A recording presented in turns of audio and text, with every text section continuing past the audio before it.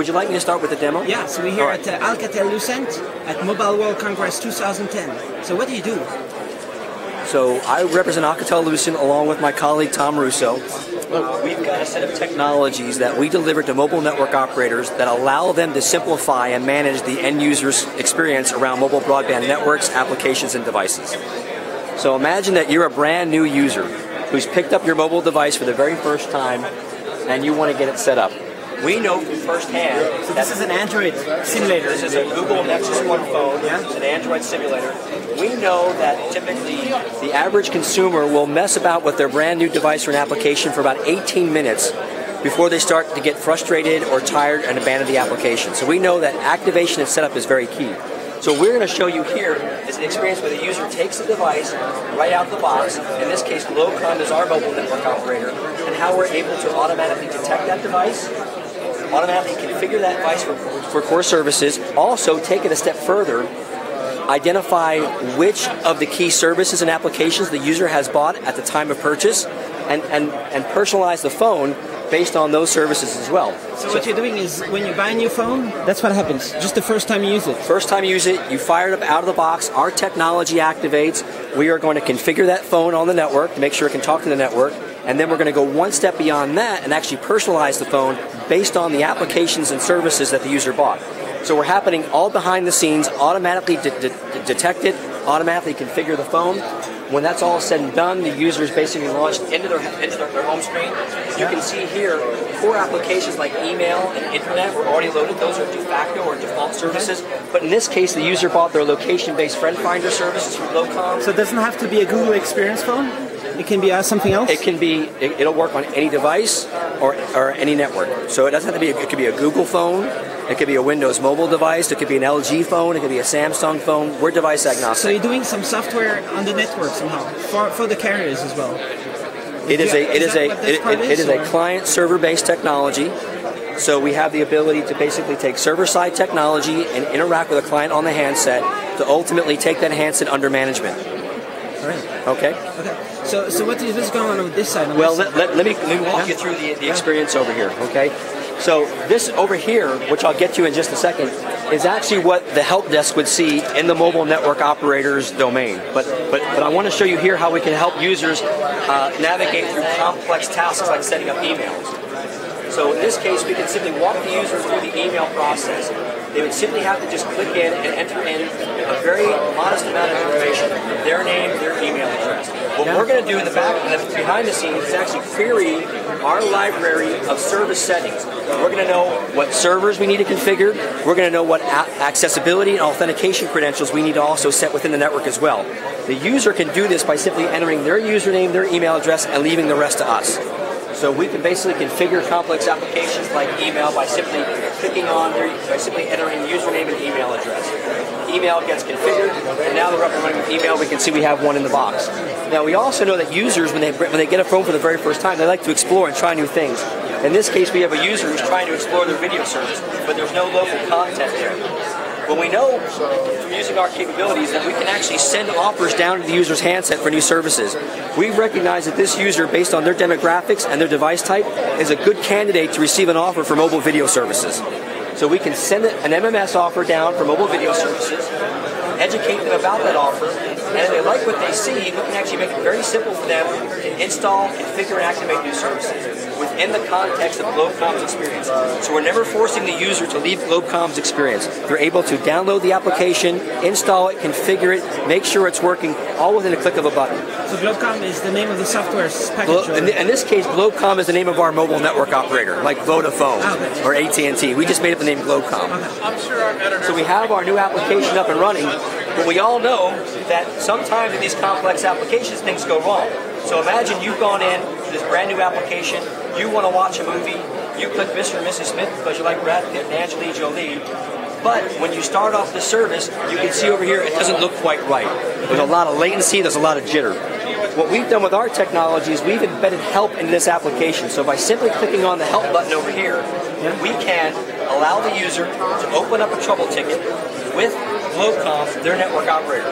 So we're gathering diagnostic information off the device, we're opening up a trouble ticket, and we're going to send that information over the air. Now what's going to happen is that we're also going to connect that user to the help desk by auto-dialing the help desk. When the user gets connected to the help desk is going to ask the user for some identifying information. Give me your name, give me your phone number, and what's going to happen here now is that once we get that information, we're going to basically marry it up with the information we got from the device, along with information that we're getting from Tom's group, Wireless Network Guardian, and some other technologies. So we can get this picture of what's happening around the service from end to end. We've now gathered diagnostic information from the handset, the network, the back office, and the billing systems.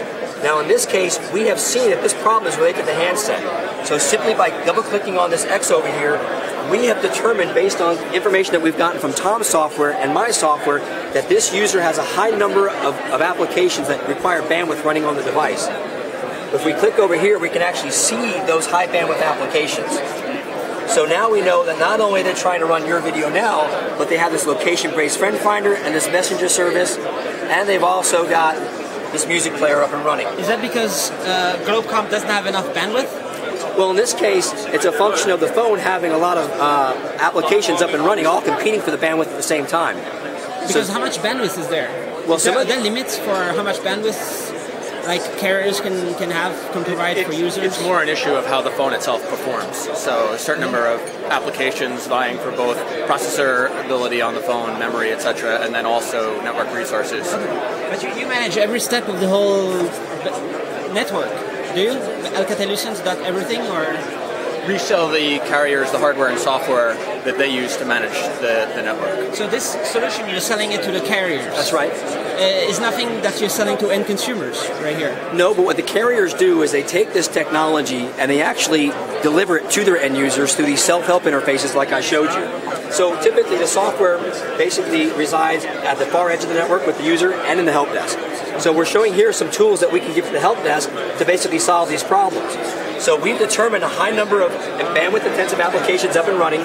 We can give the help desk the ability to reach out over the air and turn off these applications.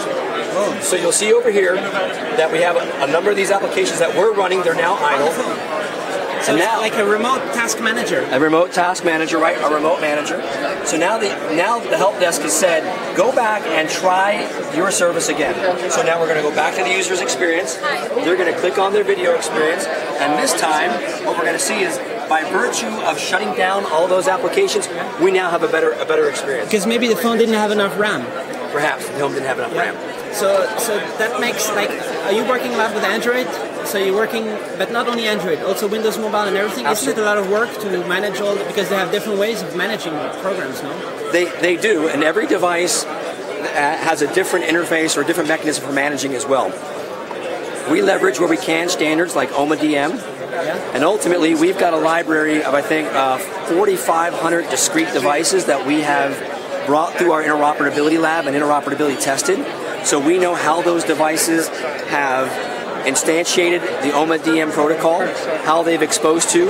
We know what attributes we can configure on that device and what attributes we cannot configure on that device.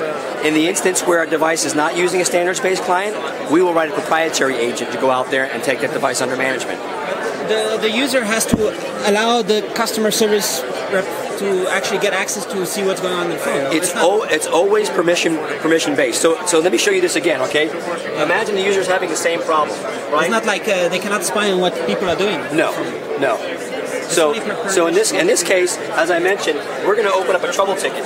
The user always has to grant permission for the help desk to see what's happening. So we're basically having the user in control, and they can say, yes, I want to get help, and please go ahead and collect my information off my device. Please go ahead and send it to the help desk. So it's always permission-based. And can the user see what the status is on the network, how much bandwidth is available, where, and stuff like that? Is there any way that, does that make sense? Or a lot of providers actually deliver that capability today. They do that? Where you can log on to a self-help portal and not only take a look at the number of minutes you've consumed, but if you're on a data usage plan, you'll see how much of that capacity you've already used. In some cases, we could, or other vendors could write policies that could alert the user that says you're about to reach your limit for the month. Is that an app in Android?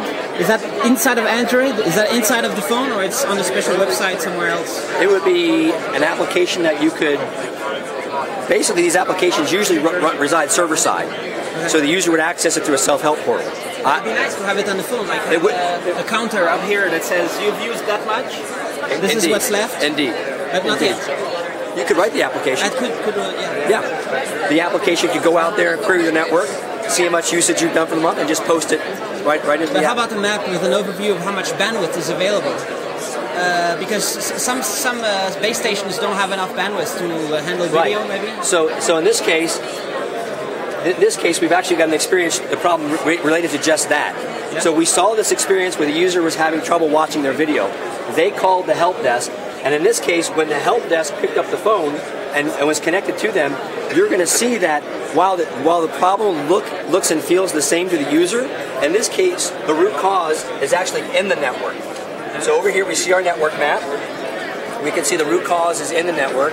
And then taking intelligence that we get from Tom's group, from the software Wireless Network Guardian 9900, we can basically see what's happening. So if I wanted to see what was happening, we can take this data that we collect and actually either expose it to the end consumer, make it a little more easy for them to understand, or in this case, we're giving it to the help desk. And we're telling the help desk that the user, the path this application is taking over the network is actually congested. And we can actually give the help desk now a very intuitive interface so that they don't have to become technical engineers to let them know that the user is trying to use this service at a high peak time.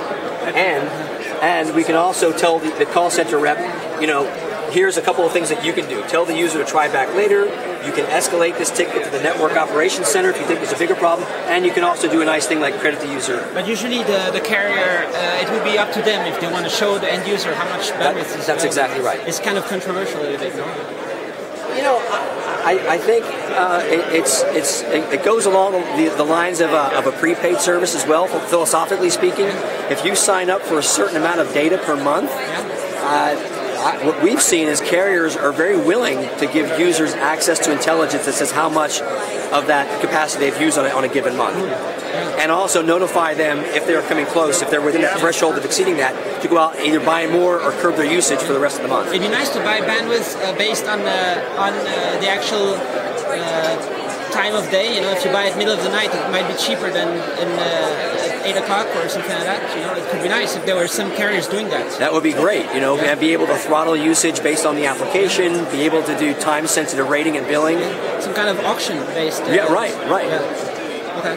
Well, thanks. Thank you.